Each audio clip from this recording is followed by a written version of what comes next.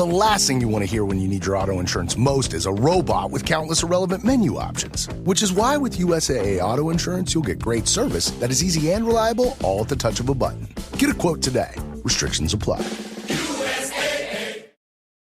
This episode is brought to you by Walmart. New beauty is in bloom at Walmart, and it's all about springtime radiance. From Drybar, Tula Skincare, and hundreds more available online, Walmart has the premium brands you want and this season's on-trend products for flawless, glossy hair and hydrated skin. Big name beauty brands? Check. The things you love? Check. Find trending spring beauty and all you need to look and feel gorgeous at Walmart, on app and online. All right, our guest is running a bit late today. Okay. Hasn't showed up on time, but we can get started. I think we have to get started. I think we're running on a tight schedule here. So, as to start off any show, I'm Rowan Cook. And I'm Kirk Pearson. And it's just coffee! So today, we are going to be joined by someone who may not agree with this statement, but for our guest, coffee is everything. Joining us is a man that has been coined the Coffee Man. What a name. From seed to sip, he's completely passionate about coffee. He's a World Barista Champion, founder of Ona Coffee, Project Origin, and Nucleus. It's a long list. He travels the world sourcing and discovering new coffees. We're so excited. Oh, here he is today. It's Sasa Sestic! Where is he? That is some what do you call it? He's got bounce. Mate, you could put another table on top of this table and he still would have cleared it. Would you? I'm going to call him the new White Ja Morant. So Ja Morant, NBA player, he got some serious hops. Sasha, that was some good jumps. I like that. Oh, that was awesome. Incredible. Oh, welcome to the show. All right, cameraman, let's make sure he's lined up as we're joining in here. I wasn't expecting just to launch over the table. Look, it's a very unconventional interest. Well done with that. That he literally cleared it from the mic could have been on the table. We can do a slow-mo edit, surely. Yeah, bring it in right here, editor. What you'll see my face being like. Yeah. I'm just happy I didn't trip. All right, headphones on. At the time, did you love coffee when you were playing handball? No, actually, I did not drink coffee. Extracting your espresso and coffee over frozen metal balls will make it taste better. Seemed like...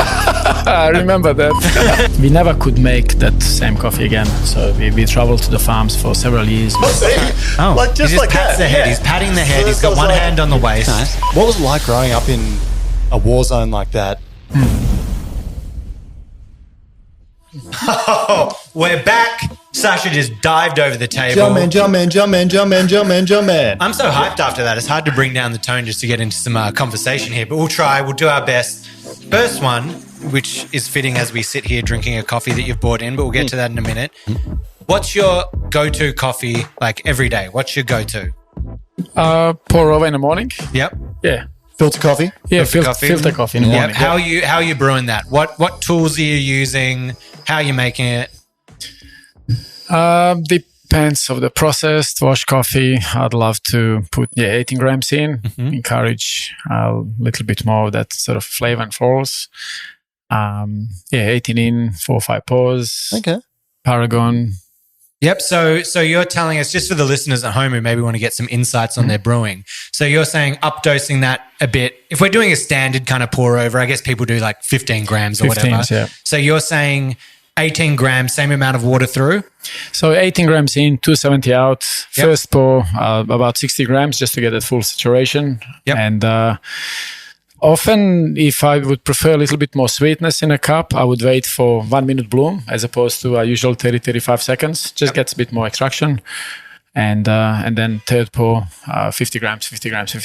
So would you say that a slower, a quicker bloom would maybe look at clarity a bit more, and then a longer one would build a bit more sweetness and body? Or yeah, exactly. Especially if you have coffee that's maybe beautiful Ethiopian as an example, possibly on a lighter roast, and maybe these florals are dominating the cup, and in the aftertaste, it just helps with a little bit slower bloom to build a bit of that sweetness, texture, body, mouthfeel. Just to balance the cup. Well, this is what our listeners want to hear, because I love just getting those tips. I think it's stuff like talking to someone like you. You're like, yeah, of course, this is what I do. But there'd be so many listeners that just follow the same brew recipe for every coffee, no matter what it is.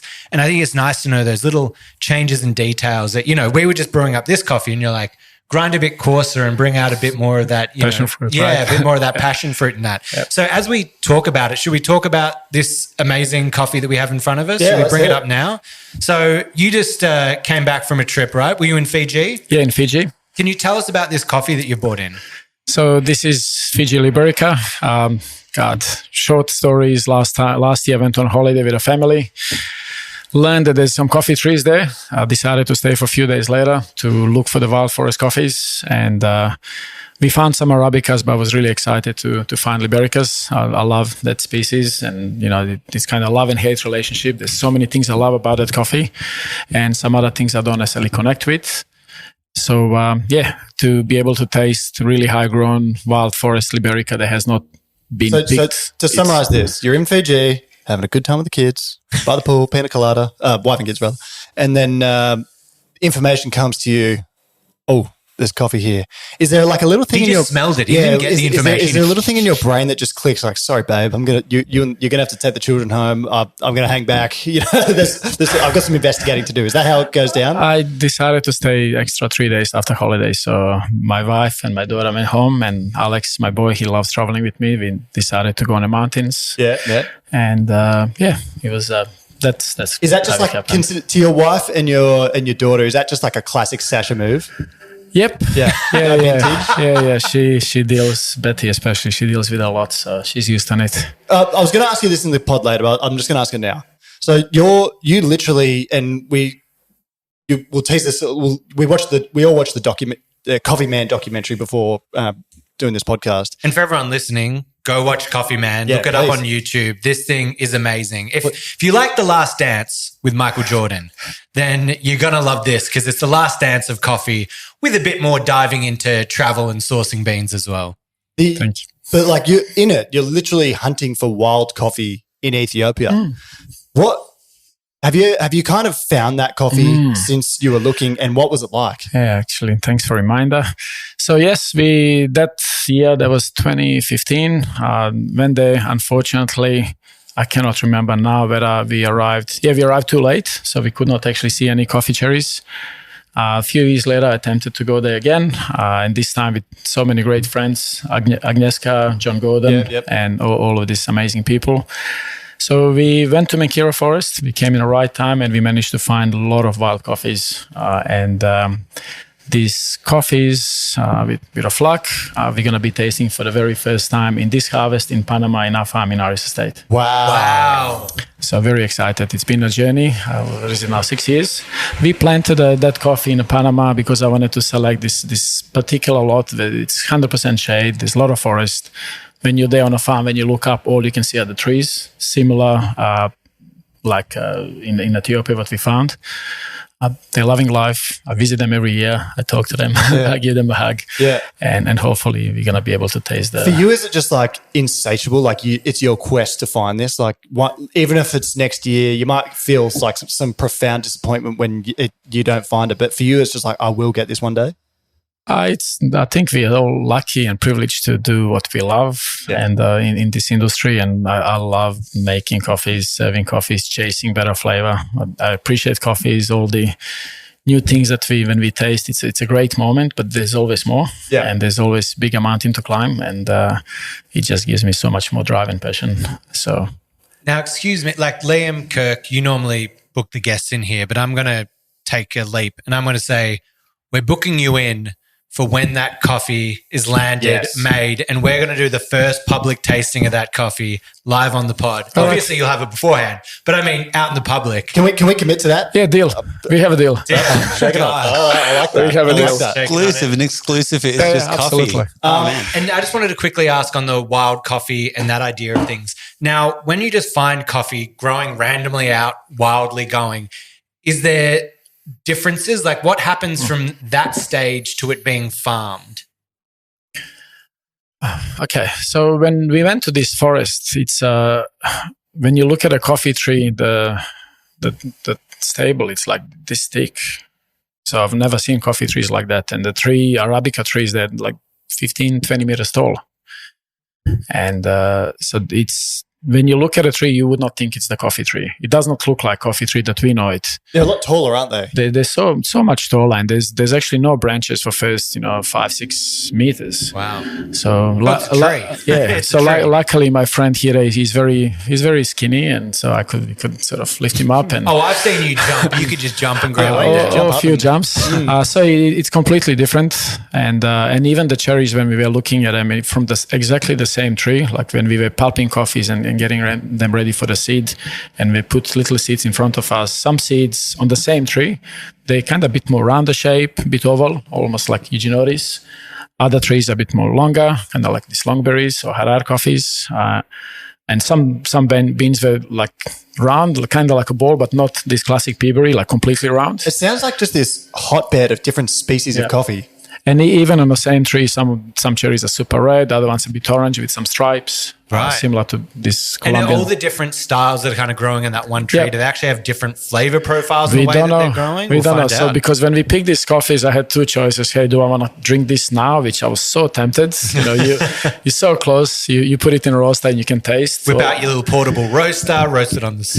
But we made a decision that we would love to have these trees to go to a few other countries in Central America and be a little bit patient and see what it tastes like in 5-6 plus years. That's awesome, and investing in the future. And I cannot wait to be able to try those coffees. So well done with that. Thank you. I'm going to take us back a little bit now and kind of get into some of the stuff pre-Sasha getting into coffee. And I think a lot of listeners and people who have watched the Coffee Man documentary, they may or may not be surprised by your upbringing and how you escaped war-torn Yugoslavia at the time to Serbia. Yep. And then kind of had to move. So what's it kind of, I guess within the context of the way the world's going right now, it kind of feels like there's a lot of angst and animosity in the world. But what was it like growing up in a war zone like that? So for first 12 years of my life, 11, had an amazing childhood and great friends, family. Everything was amazing. I come from a mixed religion parents. My dad is Orthodox, my mom is Muslim, and we lived in Croatia at the time. So it's kind of not the best place at that time to be there because there was a war. That first one that started was Yugoslavia, Serbian and Croatians. So we needed to pack up our suitcases and go. That's what it was. 2 years later, we went to Bosnia. A couple of years later, war started in Bosnia between Orthodox and Muslim, and that was hard. Yeah. I've got my mom's side family, and they sort of looking each other through the shotguns. Your own family members. Yeah. Wow. Yeah, and obviously that's the situation because in Bosnia you have so many mixed marriages. It's just what it is. That's when many marriages were broken because some people decided to pick the sides and then where they come from. I'm lucky that I have best. Dad is my idol and best people. So Dad always wanted to protect his own hub. Yeah. What's most important for him, which is his wife, my mom. Yeah. And my brother. So he tried to put us in that as safe place as possible. We moved to village, lived a very quiet life for 6-9 months, just under 12 months, no electricity. And when there was a situation that we needed to leave because my brother was turning 18, I was 14, so 3-4 years of the war. So would he have been conscripted to fight? That's what's happened, and my dad as well. And we decided that we want to leave. We don't want to take part of that, so we went to Serbia. Yeah. A few years later, there was a war in Serbia with Serbian and NATO and all that stuff. You've probably seen it on TV.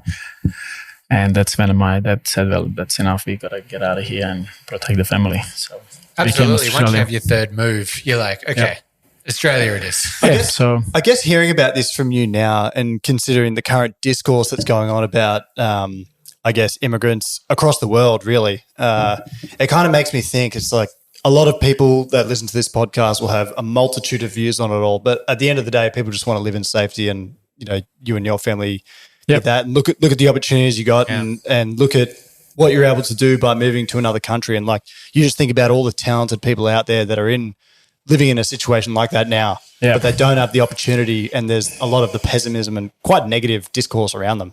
Yeah, exactly. My parents have been an example that we have so many amazing people, no matter where they're from or color or the skin or whatever it is. Yeah, and like as Australians, we can say you've made a huge contribution to our country and the world and to the coffee industry. So like, what a success story that is. And it's like, what a fucking way to start this podcast as well. Yeah. Like, that's, we started hot and then I don't know. Yeah, this is the great thing about this podcast. We can go from diving over tables to really serious issues, the click of a hat. But we have to take a little trip back to the childhood. Like hearing a bit about you feels like you were a little bit of a troublemaker, head of a whippersnapper, head of a childhood street gang. And when the postman would come to your front door, you had eggs out on the porch that you'd peg at the postman. But then it feels like this energy was kind of put in towards sport at a young age, right? You were the youngest player in the Australian 2000 Olympics for handball. For handball, yep.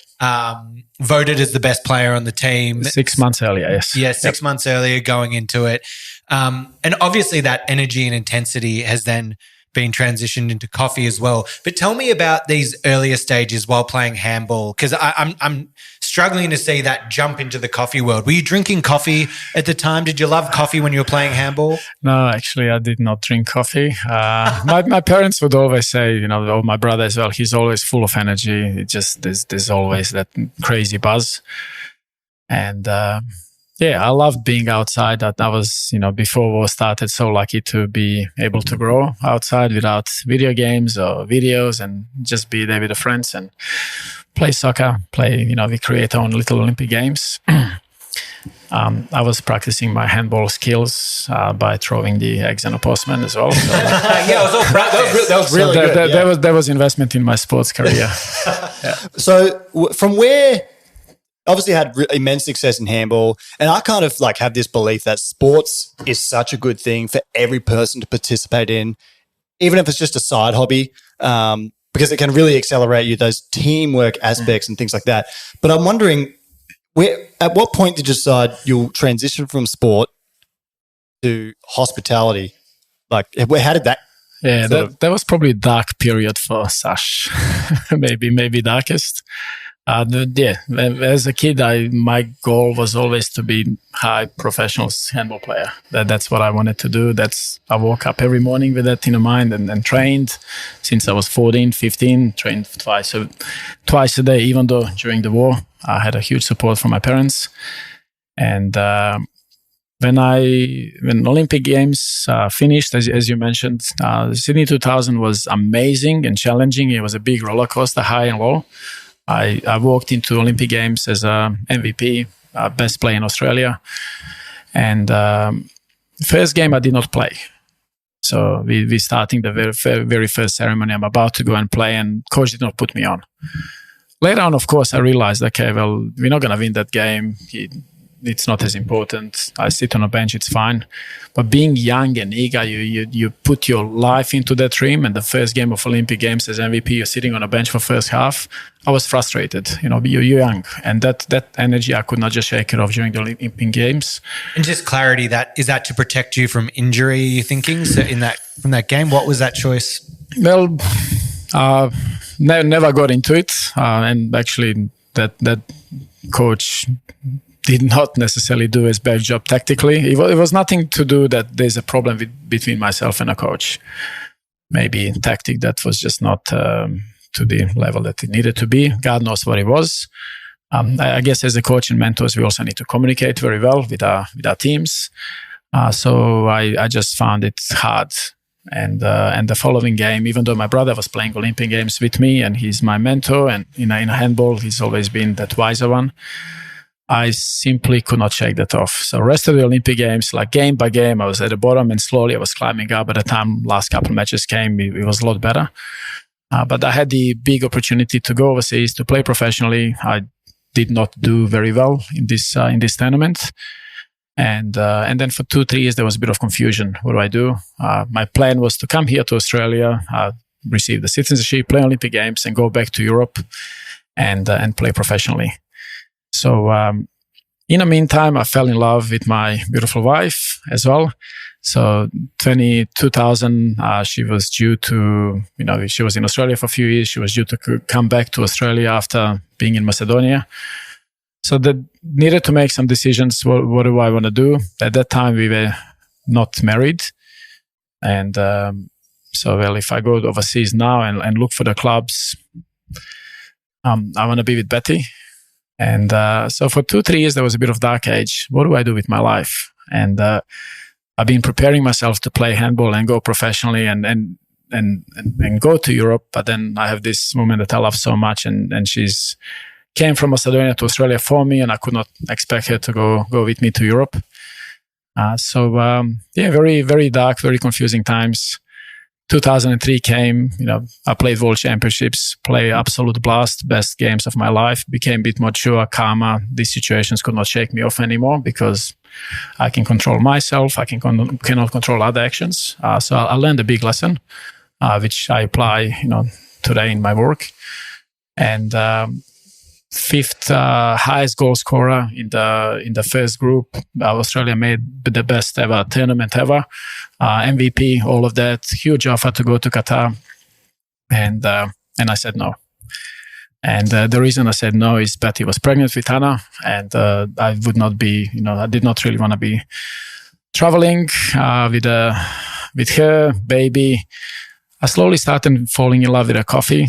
That's when we opened the very first cafe. So I hanged my shoes and I said, this is done with a handball, trying to be professional sportsman and fully immerse myself in the coffee. Wow. I mean, what a tale of going that. And it's such an important thing especially for younger people out there with those major decisions in life. Obviously, there was something that you'd worked for your whole life. I'm assuming with your mindset, that would be, I can imagine how hard that was for you to give up.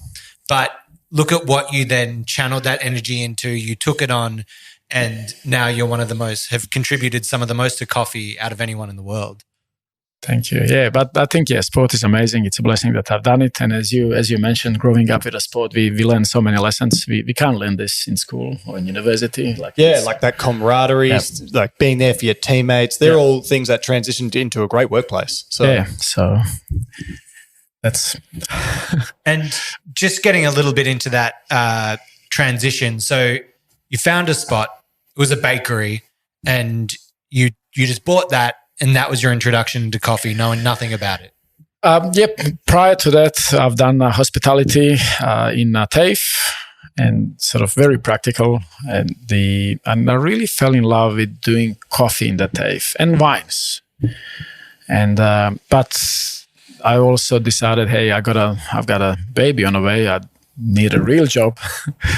As opposed to pretending that I'm sportsman and professional in sport, because I'm not. So I always loved hospitality. That's always been in me, that, one day when I retire from handball, when I play Olympic Games, when I'm professional, I will buy myself a pizza shop and a pizzeria, and this is going to be my thing, where we right? are right now. Do you want to buy this one? There you go. And I would kind of dream about that. So that retirement came a little bit early at 24 years old. And so I thought, I'm diving into hospitality. I worked in the clubs, fine dining restaurants, functions, like 4 or 5 jobs in the same time. And the goal was I need to find that click. I did not know what click, but sort of what can I go deeper with. My wife told me, hey, 5 jobs, you're not settled. There's in this bakery, they're looking for barista. I said, I'll give that a go. And literally within 2 days, I said, this is what I want to do. I dropped all of the other jobs and I jumped into it. Is it anything like me? The reason I think one of the reasons I fell in love with coffee, because when I started, I had no idea. When I was a barista at first, I didn't even drink coffee. I was just making it. Same. And then I started to have milk and then go to espresso. But this thing in me of like always wanting to get better, I was like, every single coffee I made throughout the day, I'm like, this next one can be better. This next one can be better. Absolutely. And I just fell in love with that drive of making it better. And then that community of taking it out to someone, watching them be like, this is the best one. You're like, Exactly right. Honestly, I don't know if anyone would listen to any of my other podcasts with that question. This is the answer. So I probably don't need to repeat because it's word by word. Exactly the same. I did not drink the coffee, and my drive was to keep making it as best as I can. And the big award was, wow, they come on the bench and said, that was really nice today. Pooh, that was my food, and still is. Yeah. And now it's no, surprise that you then, as you started getting into coffee and getting into specialty, started competing a lot. To everyone, as we said before, this is a World Barista Champion sitting at our table here. What was it that drove you to want to compete? Obviously, the competitiveness, but is there anything more to like the side of coffee in the industry? So when I started competing, unlike with a sport, it's very different, because when we compete in a sport, you're competing against other people. And no matter how hard you practice and how hard you do, you can just go and miss that penalty in the last second by this much. And you there's less things that you can control, because you cannot control the opponent, goalkeeper. You cannot control your teammates as well. But in a barista competition, you control so many variables, and it's all on you. And for me, that was a bit of relief, because if I fail, I fail, which is great. And it's not failure. I can learn, I can get a feedback, and that's exciting, and I can just go there and improve it. As opposed to in a sport, sometimes you lose and there's so many other circumstances. So yeah, that for me, that was that big difference, that I found it more rewarding. And even though I was terrible barista competitor for so many years, it was easier journey because I could just look at myself. Do you think that like competitions are looked at, and we were having this discussion very briefly before we went to air, but do you think competitions viewed, I would argue even within the coffee industry and, by the people without it, outside of it, that it's viewed as a bit wanky or a bit tough or elitist or something? And I think that's completely wrong. I think what's wrong with wanting to enter a competition and best yourself and be the best at what you do and drive an industry up, and look how far we've come with competition and what the impact that's had to trickle down into the industry.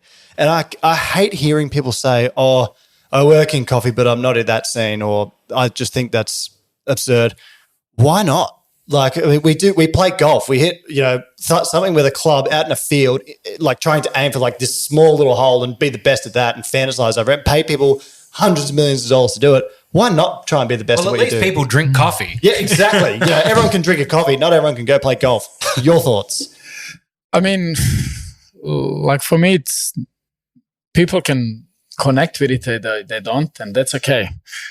There's the things that we do, and when we look from the side, we might go, I don't connect with it, and it's fine. We don't need to. People that are judging, it's unfortunately their problem. But would you say that it's entirely, if someone out there is listening to this, listening to me, listening to you, is it something that is entirely worthwhile getting into? And just aim into the mic, Liam's pointing out. So yeah, it's like, I think it's a very credible and worthwhile thing for a young barista to do to better themselves. Absolutely. I think thankfully to these competitors, some of the things that you mentioned in the introduction, that's the solely reason why we have maybe developed NCD and frozen coffees and so many other things that we have applied in our company. It's only due to the competitions, because that competition, that environment drives us to think so deep about chasing that excellence and keep improving it day by day, week by week, month by month. It's absolutely amazing platform. Be as honest with me as you want to be, but these competitions are incredibly competitive. People want to win badly, and it's of course that's why you get into it. But the amount, it's hardcore. Yeah, they are in it to win it. They put so many hours in it. The competitive nature, they want to beat each other so bad. There's a lot of I guess collegiate elements to competition. Everyone's decent to each other. But behind closed doors, yeah, of course, everyone really wants to win. It's very competitive. I mean, you look at Sasha when he was competing, he basically drove himself into the ground from not eating and drinking and just caring about this competition so vigorously that the night before his semi-finals, he's sitting in the hospital with a drip in his arm, barely able to walk. Yeah, and absolutely. Very, very competitive, but the beauty with it, it's not the way we see it, it's not only about the lifting the trophy. When regardless we win competition, we don't, when we compete with the true values to ourselves, when we dig deep in ourselves, we can look back and say, wow, 4 months ago, I was here and now I've developed to this such a high level as a person, as a professional. And that's what it's all about. For first couple of years, especially, if I can say, if someone is thinking of competing, it's not necessarily, hey, I want to win. I actually would love to use this platform to have the opportunity to better myself, to understand my weak points, my strong points, to network. And pursuant to this, I'll add before we get to the next question, but I think we want to grow the competition in Australia. Like, even though we're some of the best competitors in the world and we really do quite well every year at the World Barista Championship, sometimes there's not even 12 people to enter the nationals in Australia. And it's like, to me, that's absurd. Like, I want to have 100 people entering, is it like across regionals and have like a competition and kind of guarantee that it's on every year as well. Because that's in Australia. Let's be honest, we haven't been able to do that. Would you agree? Yeah, exactly. And like, we all evolve, like who we were and what we were thinking about a coffee 5 or 10 years ago, it's different than now. And I do believe that the framework of barista competition has not evolved enough with the time, so we started losing some people. So how would you evolve it? Well, I think what Aska has done with the coffee community competition, it's absolutely brilliant. And to make it more approachable, to make it easier, to make it simpler, would be great to have so many more community events like we used to 10, 15 years ago, when it was a little bit more approachable. We were all in our little coffee shops sharing. Now that people that are competing, they represent more serious companies, and it's a little bit more closed. And I just think as this podcast grows, as the audience grows, and as we connect with more people, that's something I want to beat the drum of. We want to grow that sport. It's just like, do we call it a sport, that activity? Something that we want to grow it. So if you're listening, I encourage you to join. Now, I'm interested, when you competed, outside of yourself and outside of your staff members, Hugh, and competing, who is the competitor up there that you're like, oh, their performance is good, or that they did something that you were like, that is amazing? Alejandro Mendes. Yeah, good. All-time favorite for sure. Who you represent? El Salvador. First producing country to win WBC, and you can tell why. Sash loves farms. Sash loves that sort of process. Alejandro Mendes, it was all about coffee producing countries, tasting cascara for the first time and coffee flowers, and sort of exploring that coffee tree to crazy depth. So I would add to this. I'm gonna add 2 submissions of my own. One is an Ona competitor, and that's Matthew Lewin. He did a routine about ultra low freezing coffee that really changed my life in a lot of ways. Like, I went on to freeze coffee because of what he did, and he was long story short, he was freezing coffee at below negative 80 degrees, and it pretty much stopped all activity. So you 100% preserved the bean. So he had months old coffee, and he's putting it through. And obviously he didn't win, but I think it's the best non-winning routine I've ever seen. I was just going to say before, the best thing that I love out of these competitions is when you see things that then affect the entire coffee community coming out of it. Not the winner that was there, but an idea that was hatched that then comes down and goes across it. We've seen people, we've got the frozen bowls, we've got the Paragon, we've got it wasn't born there, but we've got a lot of the combs and distribution things coming out of it. EK, absolutely. All these things that have trickled down. I'm not sure if it was in the comps, but outside of freezing coffee to store it, then people are doing different things. Well, like, should I freeze my coffee before I grind it? Should I heat up my coffee before I grind it? All these different ideas. And I think that's the great thing that grows that community. Can I just say as well, I think the best competitor to never win a Worlds or not win it yet would be Benjamin Putt from Canada. He's an amazing barista, and he's made me some coffee before that's incredible. And he loves his innovations, and it's always exciting to watch him, right? It is. He always brings it, and something new. He really inspires me as well. I want to move on to get back into like the producer side of things. And one thing about what you do is, and you and Kentaro Maruyama live this lifestyle that I want to live one day, where you just travel around buying coffee. And what's it like for you year on year, meeting new producers, and then even reflecting back on the past 15 years, so however long you've had Ona Coffee for, like having these relationships? And like you think of something like El Arbol, a farm that you've had a partnership with for some time. struggling to produce specialty coffee. Now they've produced coffee that, even Hugh Kelly's used in competition before. I remember when he used that. How do you look back on all that? It's amazing. Yeah. Yeah, creating these beautiful friendships as a base and foundation, trust with us, and looking back and, as you mentioned, seeing where LR Ball was. We had a big dream, and that dream was to, hey, let's use this farm as a platform so we can see how we can elevate on low altitude farm, cut him over varietal, and how we can transfer that into specialty coffee. Was Riverdale Estate the first farm you had a direct partnership with? Talana Estate. And that's in India? In India, yeah. And that's amazing story as well. Like when we look coffee, in these moments when we talk about farmers and relationships, coffee just becomes a fuel for the vehicle that's driving somewhere. And then driving somewhere is like when I look at Talana Estate, I think of the childcare center, I think of the electric fencing, I think of the initiatives we have done there. Yeah, and I think relationships is something I sort of harp on about a lot in the podcast. And I always say, if you've got a good relationship with your rep as a business, that rep will look after you better. Relationships are worth more to you than really like a cheap deal. Like it kind of pays you off better. Having that good relationship over time, it just pays off in so many more ways than money really can, right? I mean, our coffee industry is based on relationships, right? And there's so many hands involved. And if we can have all of these hands to be connected and work together, it just makes it a lot more meaningful. But you also, as a business person, you have higher chances to guarantee that success and win a cup. And one thing that kind of I was really saddened by during COVID, and sorry if this brings up bad memories for you, but the loss of Diego Barona from Gilberto Barona. Gilberto, sorry, I'm thinking of his son. Yeah. But that was a huge loss for the industry, and I imagine a really tough loss for you too. Yeah, tough loss. Our team was with Gilberto Barona in 2020. They actually remember when Habib, our GM from PO, and some of our international partners and customers, they were heading back from El Salvador. They needed to be in quarantine. That's when the world changed. And so that's the last time we saw him. And two months later, he passed away. And he's got this amazing farm called Los Pirineos in El Salvador that produces some of the best Pacamara, probably the best Pacamara in the world, you could almost say.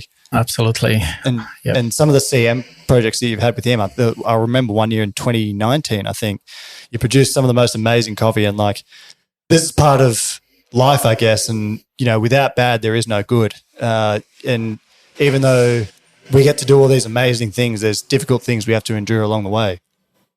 Tough loss for the family, for us. Like Gilberto Barona would always say that coffee is industry of friends.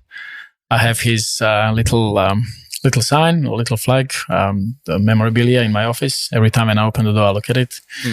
I love the family. I had an opportunity to, during the COVID, obviously could not go there, but last year when I went there, I had the opportunity to go and visit and see his ashes and spend time with the family. And he's the man that is one of my inspirations.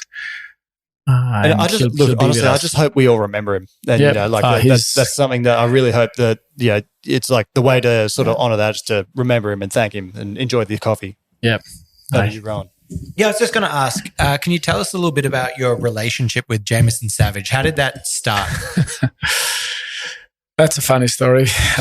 I'll share some. I think everyone is going to laugh when the world finds out about how first commercial CM process was done. All right, so let's go. So 2015, after I won WBC, I wanted to go to Panama and, to actually experience the best of Panama. So tasted coffees. Jamison was there and tasting some of the coffees. He did not enter his coffees, but he was there with the group. We started talking, connected on a personal level, and say, hey, I have a farm, blah, blah, great. Let's catch up. Following day, I went to his place for quick cupping session. And we spent next 2 or 3 days together. I remember one night he was asking me, what about this carbonic maceration? What is that? Obviously, we opened some wine, had a long chat. 1 o'clock in the morning, we were, let's do a cupping session. And we literally started cupping coffee at 1 o'clock. Oh my God. I said, Sasha, I'd love to do it. I said, yeah, let's set it up, but we need cooler temperatures. His bathroom had cool temperatures. So the very walk to the coolest room in the house. This will do. So you guys walk into a bathroom with 23 different samples of coffee. Then I explained to Jay, okay, this is how we do it. This is step one. You need this. You need CO2 and blah blah. All the gadgets that we put in. And a couple of days later, he's sending me a photo. Bro, I got it. It's happening. I've put a very first batch. I said, Jay, this is in bathrooms. Yeah, it's the only place I have. So that was the very first CM we've done. The reason we wanted to do it, and it came from that need, because that's the year when I tasted his Deborah, and it was amazing coffee. One of the most beautiful coffees, probably 2, 3, 4 kilograms of harvest. Not many people have tasted it. But he also was managing back then Morgan Estate, geisha farm. And his wash, Morgan Estate, was tasting okay, 87, 88 points. And when we have a geisha that's at 88 points and cost of production in Panama is so huge, even though they're selling these coffees for maybe, $10, $15, $20, $25 a pound back then, they're actually not even breaking even. They're making a loss with these prices. So I wanted to see how I can help him throughout this process to add a little bit greater value to that cup of coffee. Hopefully with the CM, we can turn this coffee into 90 plus. And we did, and that's when we started going really crazy with the whole cherry CMs, and obviously Hugh Kelly and Sammy introducing it, in the Worlds in 2017. So fast forward to now, you and him actually are in partnership with a farm together that you mentioned earlier. I think of Iris. Yep, Iris Estate was the adventure we started together in 2017 or 2018. Yeah, and that's now commercial. Might just wait a second for this to pass by. We just got They always set the fire truck. Well, the fire truck's here a little too early for the hot takes. They'll be in a little bit. Yeah, just relax. About half an hour. Calm down. But yeah, so now you've been producing commercially of Finca Iris for how long now? Yeah, this is our third harvest. I remember the first one actually. I've had a harvest. I've drank coffee every year. Right, and right. It gets better and better. Thank you. Yes, it does. We've noticed that with the first harvest. I know when Mary Lewin was Australian Barista Champion 2019, and Jay brought we had like 200-gram production of our geisha trees. And he goes, bro, I'm going to bring you to Boston. I have only 50 grams, 100 grams. We're going to drink the first one together. I say, oh, amazing. So we're there in Boston. We're grinding the coffee. We're tasting it. And coffee was insanely sweet, but that's all it had. And we're not talking to each other, but we were so disappointed that it's a geisha green tea that needs to have a florals and then these complexities. And it tasted like insanely sweet coffee with 80, maybe 5 point. But then, following year, a bit more florals and on and on. So I believe we're going to see the best harvest in Iris this year.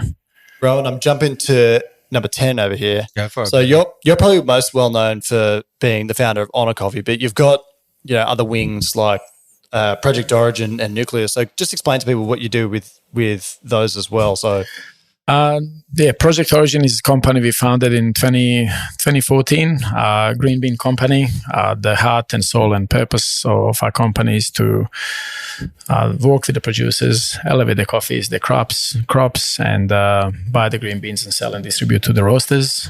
As a kind of initiative there, this is one of the reasons we have 3 coffee farms for R&D. You can buy a whole range of CMs and whatnot. We have a number of stations that we partnered throughout Africa.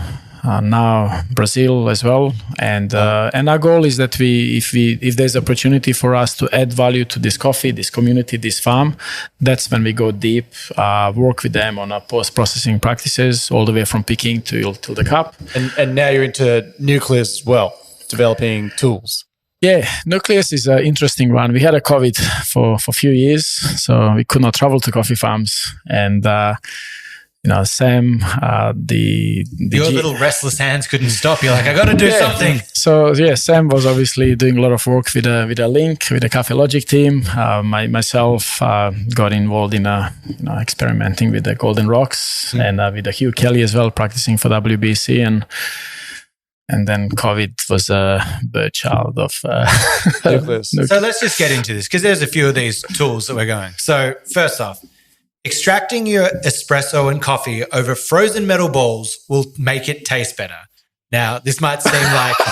I remember that. yeah. This might sound like a bit of wank or like you're just getting cold coffee, but we've got Sasha here who's one of the people who's pushed this kind of idea of extract chilling, it's called. Can you tell us how it works and why all the people who don't believe it out there are wrong? I'm not going to say that anyone tell is them wrong. they're wrong. Everyone has their own opinion. But when we make coffee scientifically, we've done that work, obviously. When we make really hot extraction, the hotter we extract, the more access for more aroma volatile compounds we have. So basically the flavor that you're smelling is flavor that's leaving the coffee basically and it's not in the cup. Yeah, so that like the step one is we can make a cold brew. And when we make a cold brew or the hot extraction with the cold brew, we'll get basic flavors, chocolate, orange, etc. When we make that same coffee with the hot extraction, we got a lot more. So we know that hot temperature does a lot to do with pushing more aroma volatiles.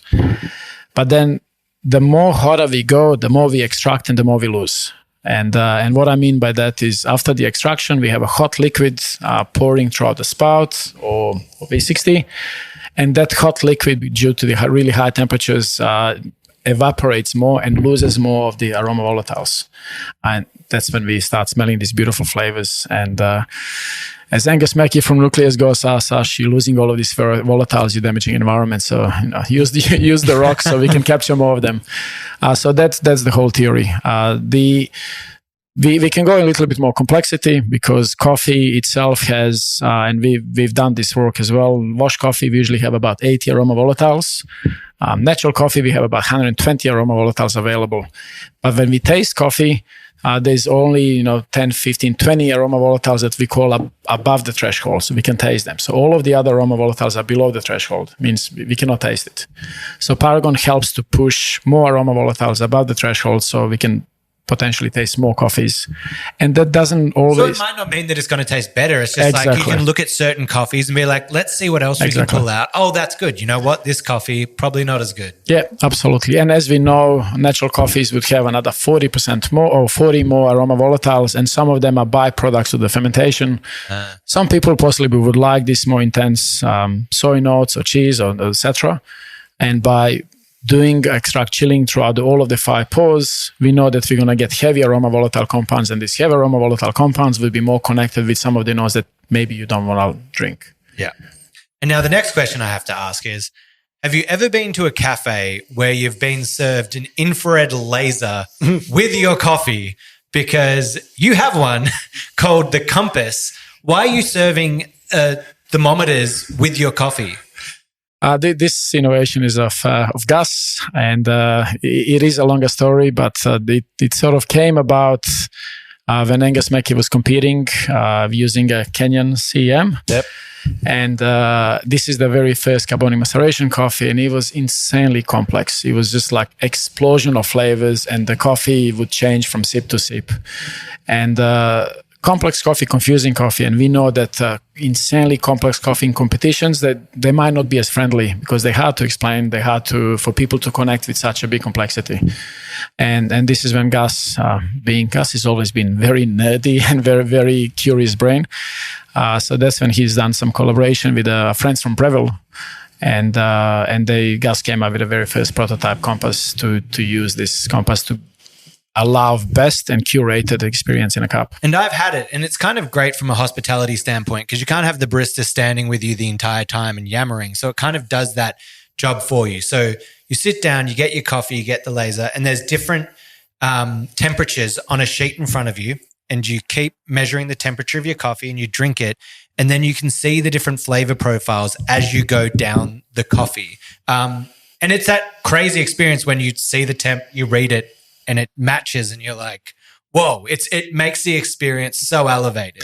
Yeah, it's a little tool and gadget that helps to get a bit more out of the coffee, provide that more personal experience. So I've been looking at some of these tools. I'm seeing little frozen metal balls, and now he's adding vibrators to the mix. I'm like, mate, what are you? Are you trying to tell us something, Sasha? Go along. This is held together with a stem. There's a big stem as well. So you have stem, your balls, and the vibrator down the bottom. They're secretly starting to transition the business, a lot about beans. But I got a question for the listeners here today. Maybe it's a tool, maybe it's a technique, I don't know. But for the avid home barista, I'd say more so, what's the one tool or the one tip that you'd get that's really going to take people's coffee to the next level? This is coming from a World Barista Champion right here. I want to know. Filter or espresso? Can you do one of each? Let's go espresso. Grinder. When it comes to tool and equipment, yeah. It's funny you say that. I've got a new video I'm filming next week for Golden Brown.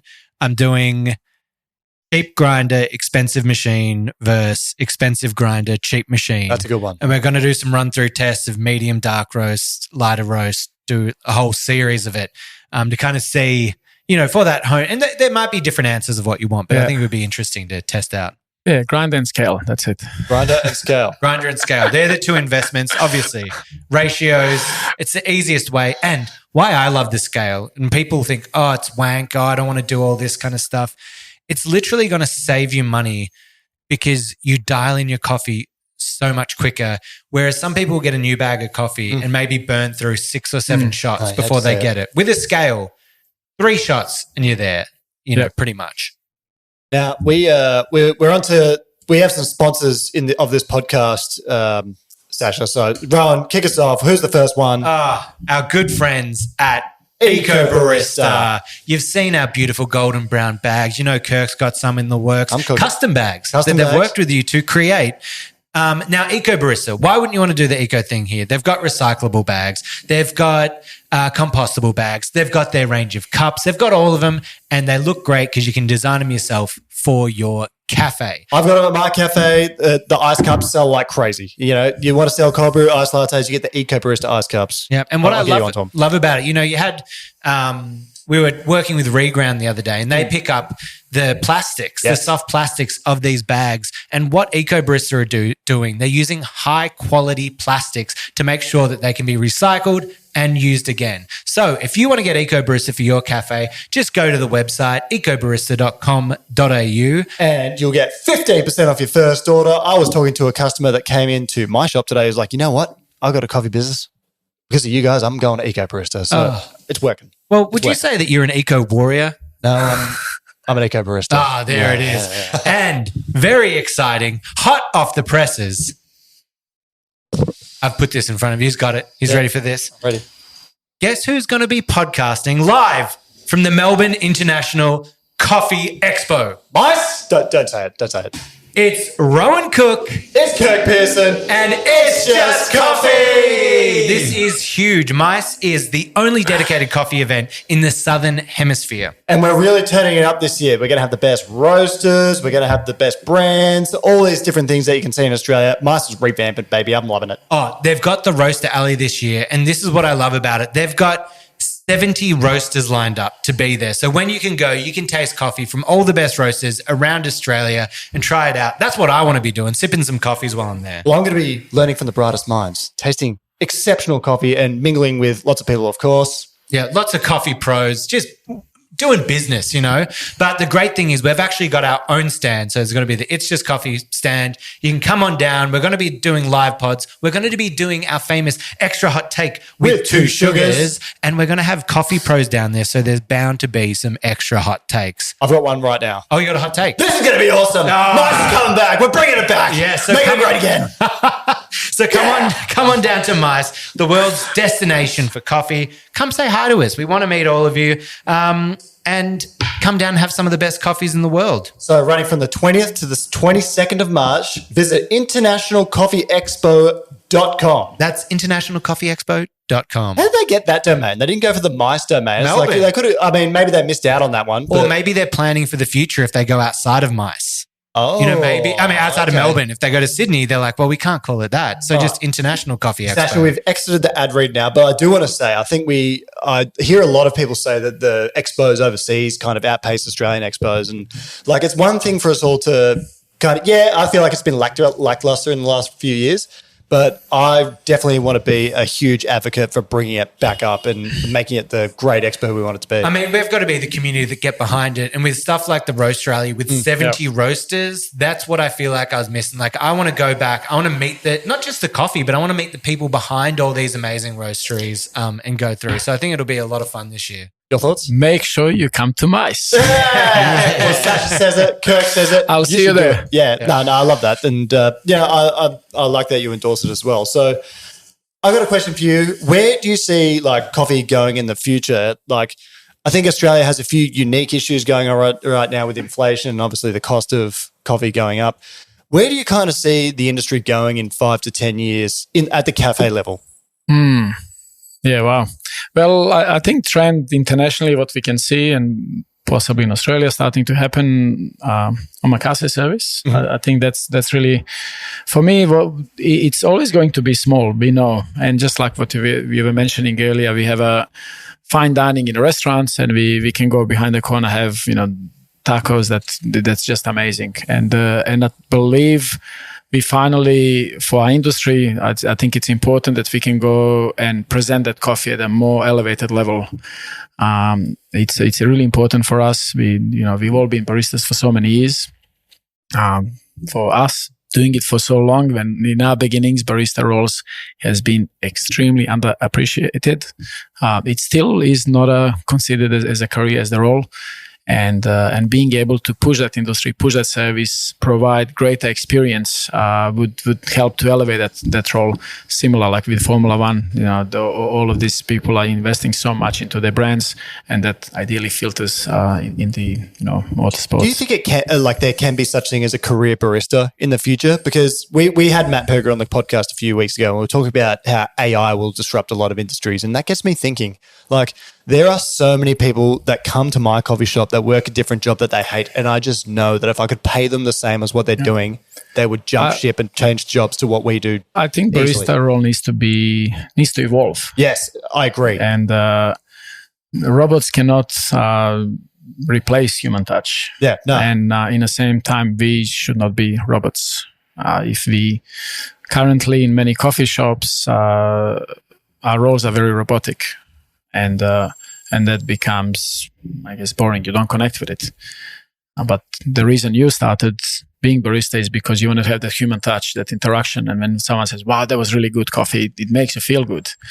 If someone says you smashed 500 coffees in 2 hours, I don't necessarily think it's going to make you feel as good. But when you can change someone's perception about a coffee, every cup, every moment, every day, if you connected with that role, that's your food, that's your energy. And that's what's going to help you to keep elevating these experiences. And the more you do that, then everyone in the entire industry benefits.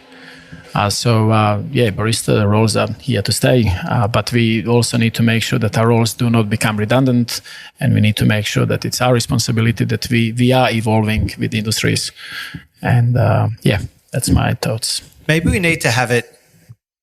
Maybe coffee needs to have their version of the sommelier.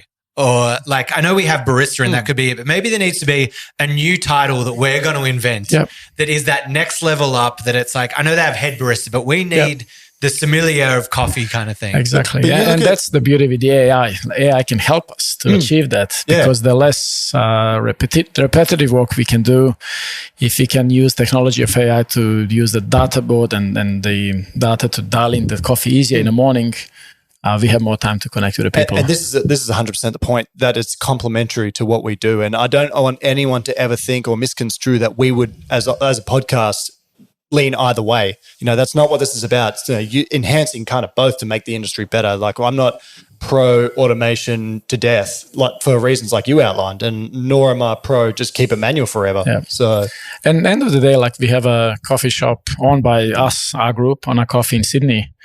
And if anyone has been there, we have takeaway section, and we also have a coffee experience bar, actually 3 bars. Voted best cafe in New South Wales, I might add, last year. Yeah, very, congratulations on that. Thank you. Thankful for, dream team. And so for us, it actually makes sense to do a lot more automation in a takeaway bar. It's very transactional. People have very, very fast, very consistent coffee, very easy coffee. So if we can simplify that operation, we can put a lot more energy into our experience bar and provide even better experiences. With these difficult times and wages and everything we're trying to manage. So the more we can rely on automation, more we can actually provide better experiences. And your team's doing a great job. Shout out to Bora, the manager there. She's amazing.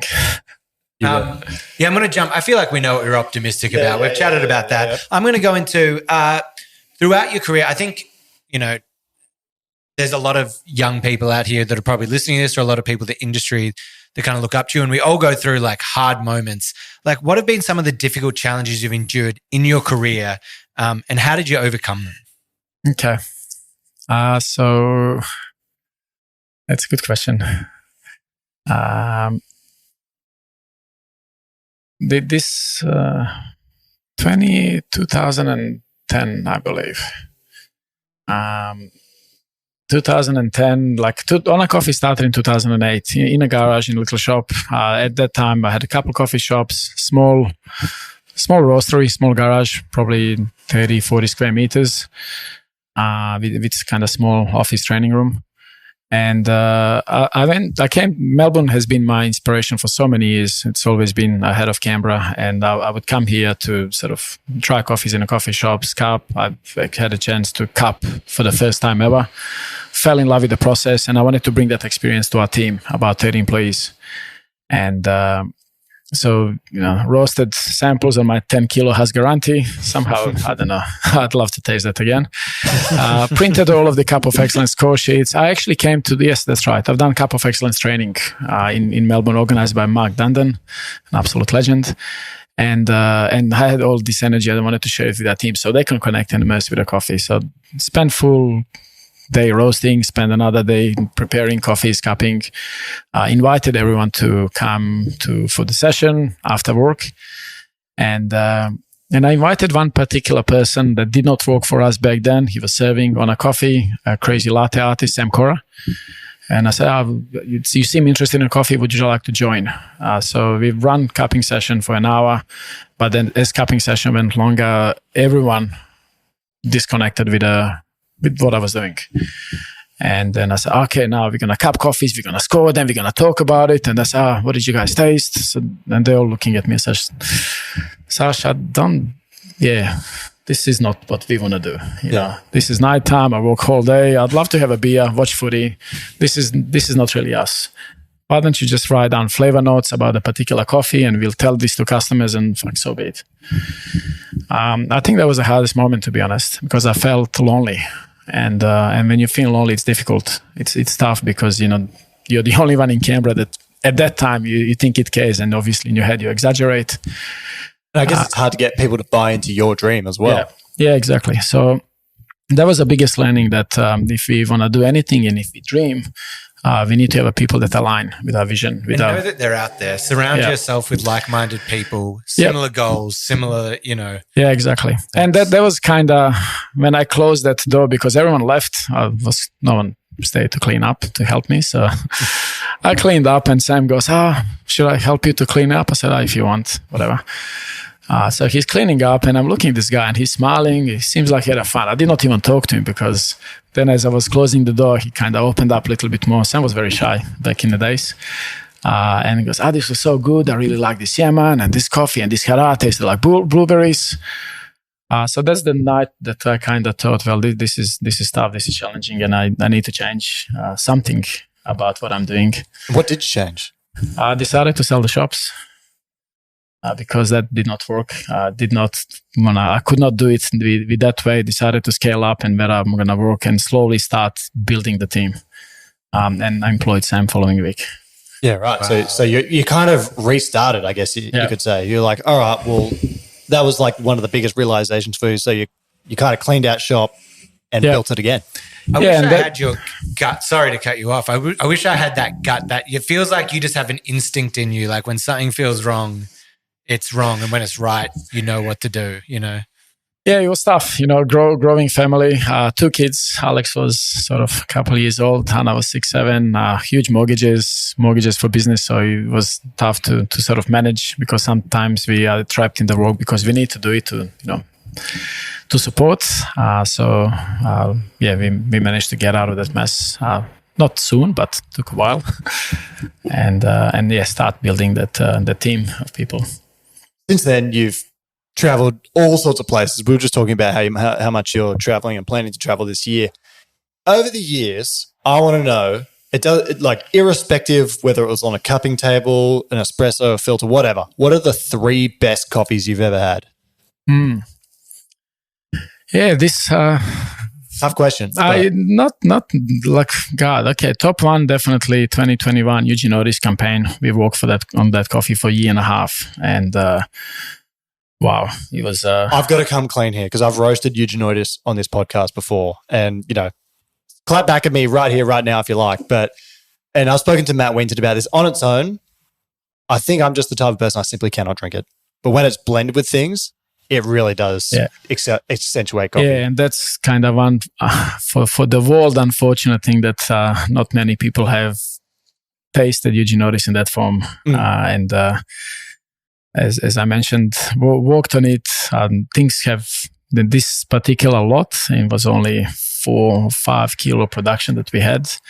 God knows what happened. There was none of this big nose that you don't like. Insane fresh pineapple and papaya and mango, and we never could make that same coffee again. So we traveled to the farms for several years. We've done processing with them, and it just never has been the same. It was like a God harvest. Yeah.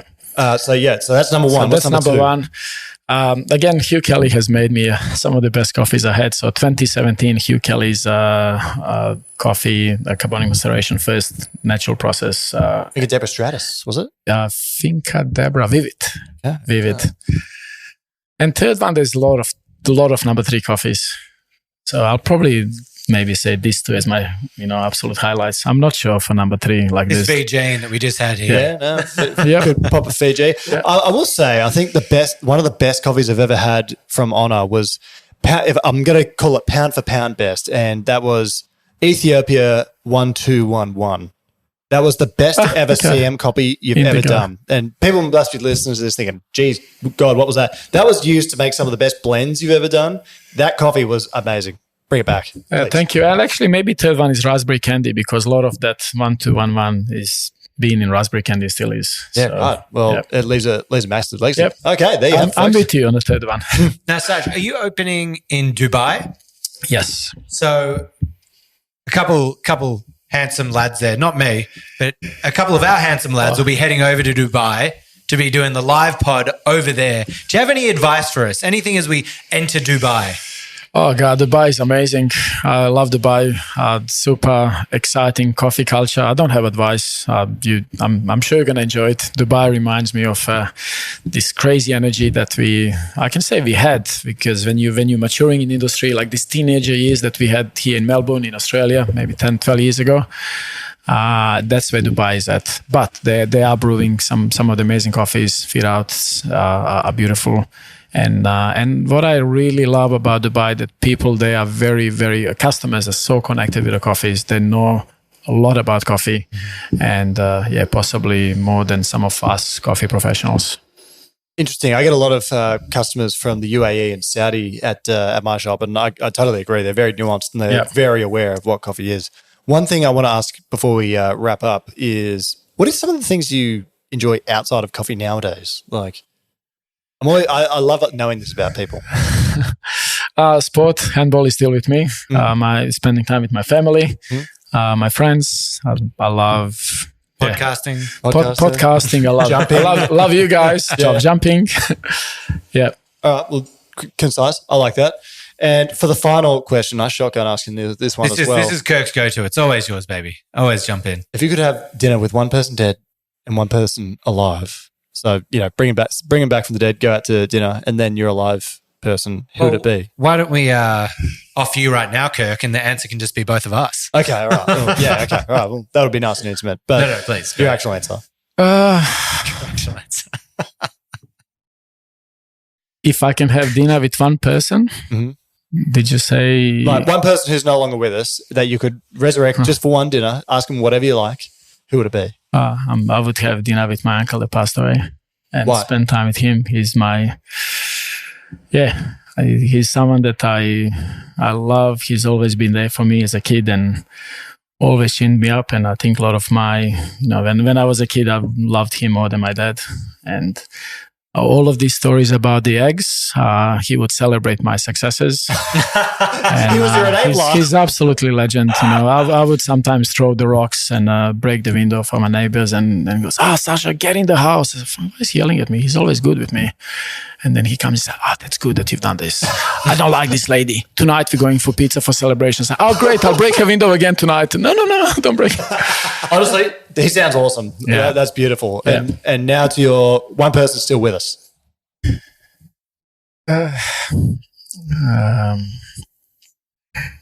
Like a famous person. I don't know. It could be Michael Jordan, Patrick Mahomes. Of course. He's probably not as much liked here, but definitely Novak Djokovic for me. Novak Djokovic? See, we got to address that because I think the way Australia has treated him has been disgusting, frankly. And I'm very serious here. Like when we deny, I actually just made an Instagram story about this morning, being enraged about it.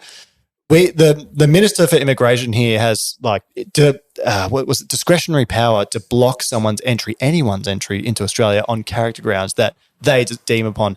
And we blocked Novak Djokovic a few years ago, which I think was wrong. And like the way the news covered the tennis this year was like just disrespectful to a champion. So yeah, I agree with you. He's a legend, and I'd quite like to meet him. And I imagine a lovely guy as well. Yeah, I don't know, but he's the one that definitely love to have a dinner with. Get a little steamy talking about Novak. Get a little hot. You're getting a bit heated up there. But I think it's time for an extra hot take with 2 sugars. We've got full circle. He's just like, this gimmick. These guys. I've come around to just the extremely slow and moody song after our thing. I'm back. Yeah. We talked about needing something hyped up, but I'm back to liking just having this. It's a hot take with 2 sugars. Who wants to start us off? You, please. Oh, all right. This is spicy. Holy shit. I don't want to get... sometimes he goes absolutely slanderous, so let's brace yourself. Have you ever had a coffee in Brisbane, South Australia, Perth? No? Good, because it tastes horrible. It tastes terrible. Sasha's just like, I'm mortified. Trust me, I experience this every week. It doesn't taste good. Now, Melbourne has the best coffee in Australia, and it's not because of the baristas. It's because the quality of the water out of the tap is just far superior across the board. And if you look at a water quality map of Australia, it pretty much lines up with where the best coffee is made in Australia. You have number 1, Melbourne. Do we know where number 2 is? Canberra. Then you go Sydney, and then, of course, you just start going downhill into all the others there, your Perths, your Brisbanes, your Adelaides. And, Tasmania has good water, but, does that even count as Australia? We'll just leave that out of this conversation. Who is this guy? Water is making 95% of your coffee. If it tastes like chlorine coming out of the tap, it's going to taste like that in your coffee. Okay. All right. Maybe we should have gone you last. God damn. Obviously, I'm going to preface with everyone getting angry, which this part won't be in the clip on Instagram, but this is me prefacing it. There are, of course, in those states, in those cities, people who have amazing coffee, and they spend a lot of money making sure that their machines can filter the water and have all the right things to make sure their water isn't too hard. I'm talking broadly across the board. If you walked into a cafe in Brisbane that had tap water going to the machine, and it changes the flavor of the coffee completely. They have to use different roast types and different coffees to try to even make it taste good. Are you one of those fluorides going to turn me into like a werewolf, guys? Like, I mean, look how hairy my neck is. Okay, right. Well, you are right. There's some water catchments and supplies in Australia that are different. So when I've been to Darwin previously, actually, you can sort of turn it on and smell the chlorine. For safety reasons, the water has to be treated. Yeah. And for whatever, I don't actually understand the situation in Melbourne, but it is significantly more soft and better for brewing. What's your take on all this madness?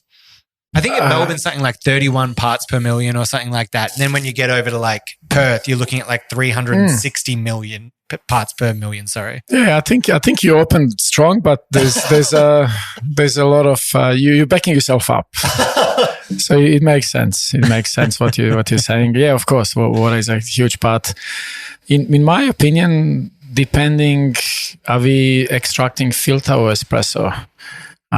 And if you're looking at the espresso, for me, Sydney is the water that I like to drink. 110 ppm, a little bit more sort of buffer and more of the good minerals to get more sweetness, more texture, more body that I love in espresso. Then why is the coffee no good then? No, I'm just kidding. There you go. No, Can you see why I was mad about how he was attacking Italians? Yeah. Can you see now, Sasha? Yep.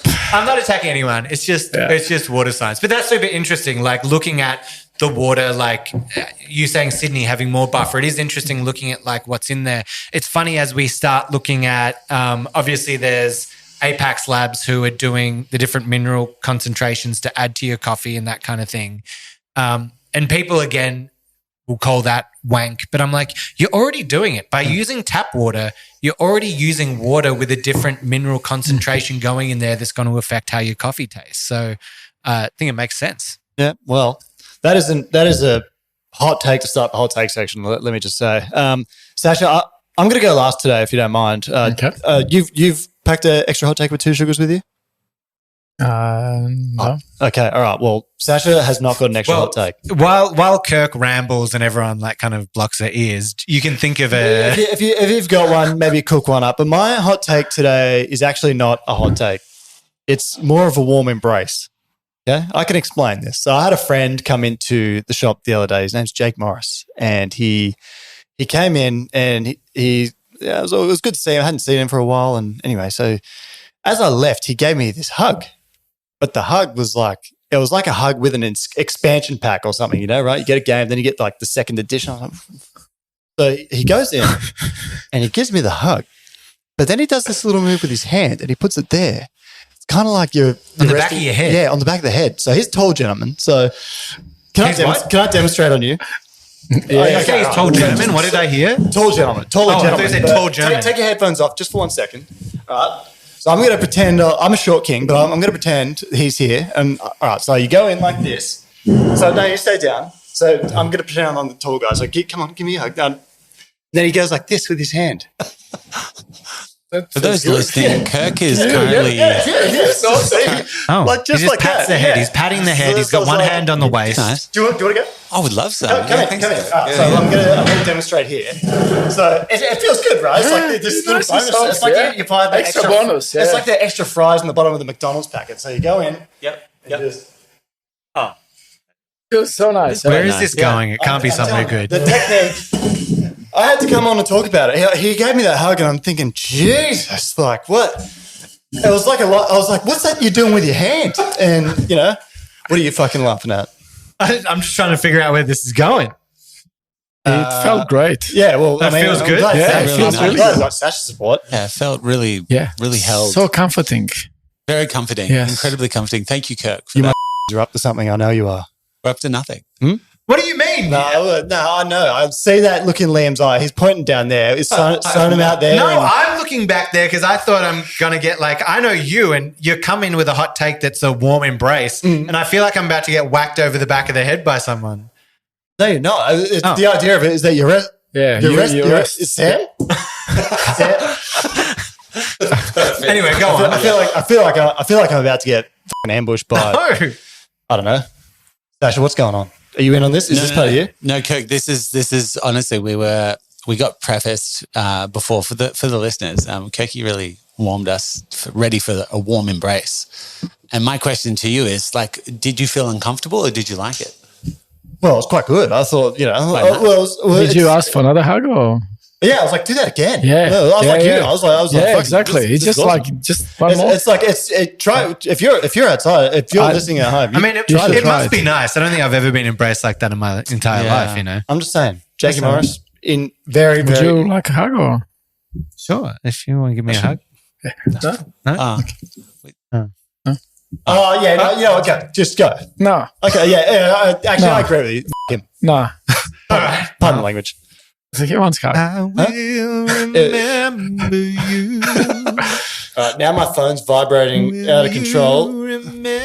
Oh, come on. Kirk, he wants Coke. I want a hug. Come on. I think that's fine. I think that's So fine. it comes up. Yeah, like this. Yeah. Now tell me that doesn't feel nice. I'm going to use your mic. Tell me that doesn't feel nice. That feels really Come on, Pete. Yeah. Yeah, you should try it.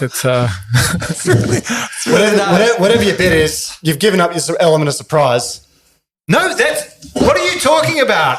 There's no bit. You were the one doing this. You wouldn't let me know what your hot take was going to be, but it's, I warned you, Kirk. This was the most cold and warm hot take I've heard you bring to the yes. the event. I think you set yourself up because you got suspicious that we conspired against you, but we didn't. We went along with the bit for the warm embrace. This is where Kirk and I just stand now. Like, there's just so much skepticism about who's trying to get. I got flicked before a podcast the other day in a very special area that didn't feel too good. So now I'm just suspicious. I'm just always on edge about what's going to happen. Yeah. We need more of these hugs, to be honest. We need to bring you back we need to be safe in this podcast. I'm still touching my head like I've got like a sign up here. But it was nice though, right? Yeah, it was like you get the hug, then it's the little bonus. And it's like, I think we should normalize it. So what are we doing? Putting it out there to the listeners that the next time you see a friend, see a good friend, Give them a warm embrace. And give him the hug. It's like one arm around the body and then one just behind the head. Yeah. And you have to hold it. It's got to hold for like 5 seconds. Oh, I'd give it 3. 5's probably like crossing the threshold. But if you go for 3, so like, What do you reckon about a little bit of a tickler? What about a little bit that's of a creepy. finger? That is way out. That is What way about out. fingers? You know, like those, what are those Yeah, orgasmatron? it's not one of those like little head wire massage things that things goes like over the that's top? conducting electricity. You go in, you go for a little warm embrace, out. Like it never happened. Well, Sasha, I think you have your next innovation in coffee. Screw serving coffees with laser thermometers. How about you just put down the coffee and just give the customer a little Hug. hand behind the head, little cuddle. The warm embrace really emphasizes the blueberries in this Ethiopian. Sweetness, the warmth. Absolutely. Yeah. Well, anyway, that's my one of the warm weirdest embrace. ways to end a hot take, but it was beautiful and it feels nice. It was good. It was good. We can't do hot takes every week. We record this all the time. So I just wanted to bring something different. I thought the audience needed to know the warm embrace. You achieved, Kirk. You did. Thank you. Yeah, Thank yeah. you. All right. Well, I mean, did you have a hot take or are we good? What's something innovative about the coffee industry? There's something that ticks you off, surely. You've worked in it for so long. He's too magnanimous. He's too honourable to say something bad. I don't want to. No, you know what? We'll give you a free pass. Doesn't even need to be that bad. It could just be like somewhere where you want to see more development or more kind of growth. I mean, I won't. I'll finish on this story. Just on a side, Yeah. I had Hugh Kelly on the Golden Brown channel a while ago when the extract chilling was first happening. We actually had the little prototype, is what we used in the video, the one that little clips on the very side. first ones. Yes. And I don't know if Hugh. I mean, I'll have to speak to him, but I don't know if he was ready for. We have a lot of followers that are outside of the specialty coffee world. I think in the specialty coffee world, everyone's like, this is cool. Thanks for sharing your knowledge and science and information. Whereas our channel is just like, frozen bowls, you're an absolute wanker. This is the biggest crock of shit. This is like going on. And I just remember Hugh just being in the comments like, oh my God, what is happening here? Yeah, I do remember that Hugh was a little bit busy on Instagram. Comments. At a certain point, you just gotta tap out. You got to enjoy the coffee community that are there, or anyone that embraces it, and just block out the rest. Well, Sasha, I got to say, this is one of the first times I think we've spoken. I've been to a few of your talks and seen you chat and that. Always looked up to you. What a big get. When Kirk messaged and said you were going to be on the pod, I was so excited. And can I say, doesn't disappoint. I love your passion, your drive, what you've done for the community. Thank you so much for a great episode and coming down and blessing us with your time. Thank you so much. I love what you guys are doing. Yeah, thank you for having me here, and absolutely follow your work. Keep up doing an amazing work, and looking forward to seeing you again. This was years in the making, by the way. I've been pestering you for years to interview. So it was as soon as he heard that you joined forces with me, he was like, "I'm in. Yeah, I'm in." As with most people. But I'm going to say, Ona, where are all the shops that people can come and find your beautiful coffee? I think starting point on a website. There's quite a few shops around Australia. It's so easy to find. They're all there. And your flagships, you got Melbourne, you got Canberra. Melbourne, Sydney, Canberra. Yep. And if people go in there, what's the coffee they should order? Raspberry candy. There we go. Okay, so raspberry candy. Go in to your local Ona, get the raspberry candy, and see how damn good it is and why this coffee is elevating the game all around of Australia, all around the world. Thank you so much for joining us. That's all. We're going to be at MICE. We're going to be World of Coffee Dubai. It's Just Coffee is going global. If you want to hit us up, go to hello@itsjustcoffeepod.com. And you know what else would be really helpful? We've had some great reviews coming in across Spotify, across iTunes. Oh, well, what is it now? Just podcast. Go leave us a nice review. We would love that. That really helps boost us up there. We're seeing some great numbers, but if you're loving the show, please go and do that for us. We love hearing from you. We had a lot of people reach out with really lovely messages after our emotional coffee break the other week. So yeah, reach out. Thank you so much for doing it. I'm Ron Cook. And I'm Kirk Pearson. And it's just coffee. Yes. Now you have to jump out to leave. Let's go. Thank you, guys. What a pod.